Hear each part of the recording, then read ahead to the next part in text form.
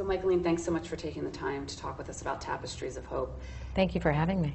Oh, you're welcome. So tell us a little bit about Tapestries of Hope and what the subject matter is of your documentary and how it all came together. Betty Michealene is a human rights activist who was born and raised in Zimbabwe, and she founded a group called the Girl Child Network. And she actually, it's amazing what she does. She's incredible with kids, and she's developed 3 empowerment villages where she rescues girls from rape and abuse. Tapestries of Hope is a documentary based on the myth that if a man rapes a virgin, he cures his AIDS. I couldn't imagine that that was actually true. But I went over with Betty, sat down with the traditional healers, sat down with a rapist as well. And not only is it true, but men are actually raping young girls as young as 1 day old. Talk to us a little bit about the challenges that you faced making the documentary. Betty Michealene and her team really helped make it simpler for us. She had many things set up. She had cars that would transport us. And one of the issues we had was concern about the Central Intelligence Organization. I tried to keep my camera small and portable so that we could go where we needed to go. And many of the environments we went into we had permission, and they were closed environments, so you couldn't see what was happening from the street. I know that you faced significant challenges. You've discussed some of those, but you were also jailed while you were in Zimbabwe, correct? Correct. I was jailed in Zimbabwe. Well, tell us about what happened there, and tell us about that experience.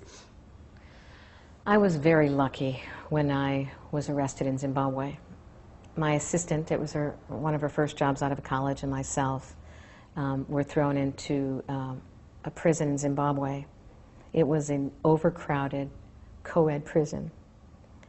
I was thinking that Betty Michealene was somewhere else in the prison, but she was not. They did not arrest her.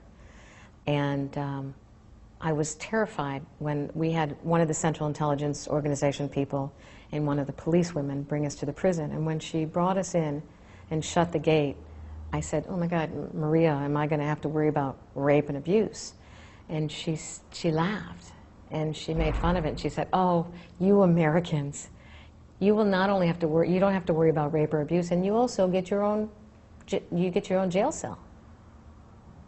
And once she left, and I remember loudly the clanging of the gate, we did not have our own jail cell.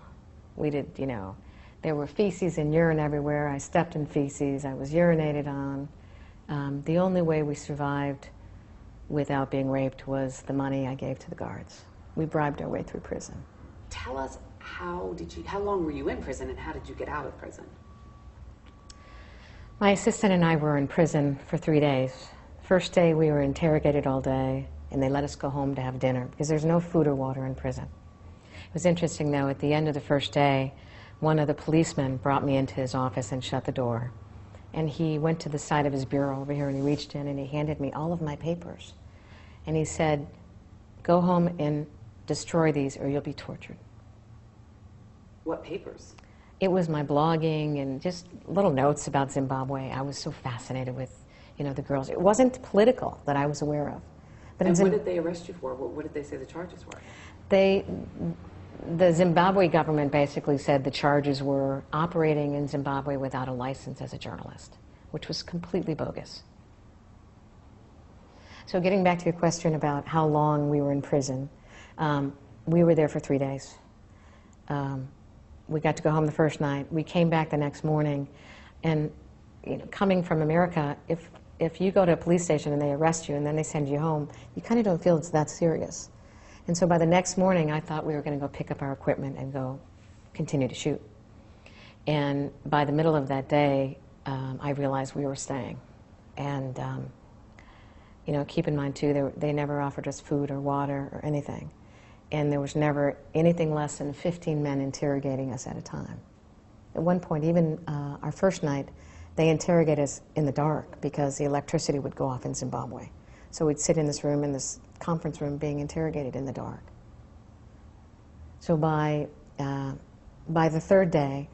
And did you go home and then go back each morning? No, the second night they kept us. Okay. The second night they kept us in prison.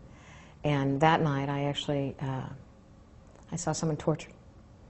I actually saw a number of pretty ugly things. At one point, they must have placed a policeman in the prison to see if I was bribing the guards. and one of them came up, demanding to know if I had bribed one of the guards. Thank God I had the wherewithal to think, wait a minute, something's weird here. And I just said, oh, no, I had given him some money that I owed him, because I think they were trying to find as many ways as possible to keep me in prison.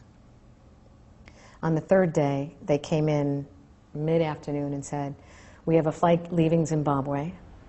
We'd like you to pay your way out of Zimbabwe and get deported to South Africa. And so at that point we said, absolutely, get us out of here. And you left, and then filming was completed, done? What happened after that? We left, we were deported to South Africa, and we could not get a flight out of South Africa until Sunday, so we were there for 4 days. At that point, one of Mugabe's CIO people sent down someone. We caught someone ransacking our room, and they wanted me to stay in South Africa and go to court.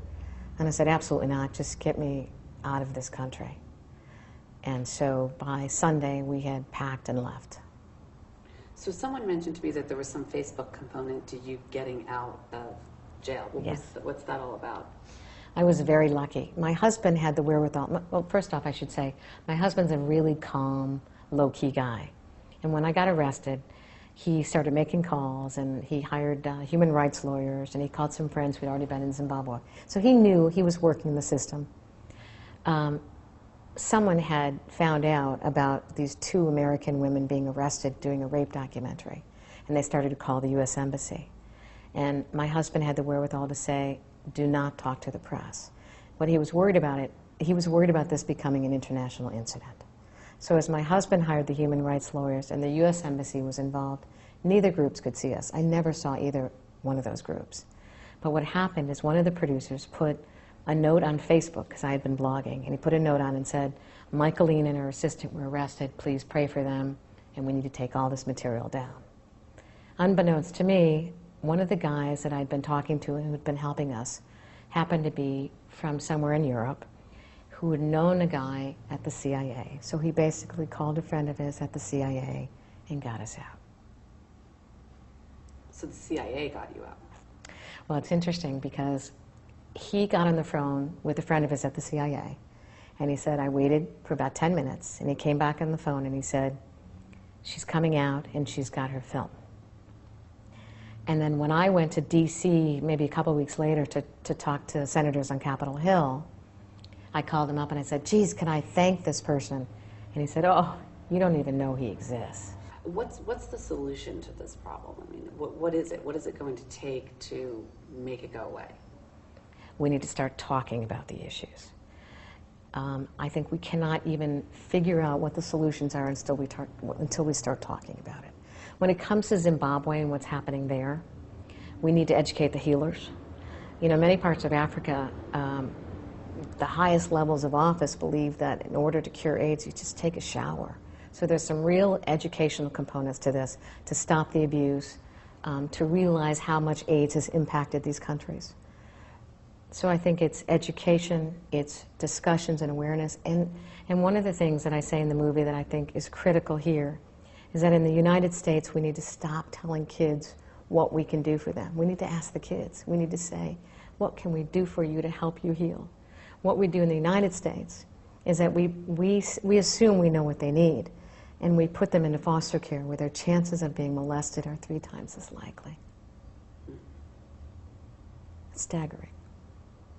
So with this movie, you hope to impact change not just in Africa and the situation with girls being raped in Africa, but also in the States.